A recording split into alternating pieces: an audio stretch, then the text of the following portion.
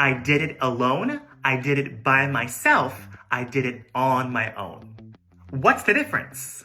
First, if you say that you did something alone, that simply means that you did it without anybody else there. So you could say, for example, I like to eat lunch alone at work because I need some time to myself. And if you say that you did something by yourself, this also means that you did it without anyone else there, so alone and by yourself can be used interchangeably in this way, but there is one meaning that by yourself has that alone does not have.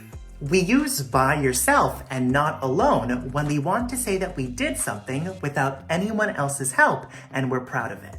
So for example, you could say, I learned to play the piano by myself by watching online tutorials. However, on your own can also be used to say that you did something without any help, so it has the same meaning as by yourself, but we typically use on your own when we want to emphasize that we chose to do something alone because we wanted to be independent. So I would say something like, I decided to finish the project on my own, but I might also say, I had to finish the project by myself, because saying that you had to do something suggests that it wasn't necessarily your choice to do it.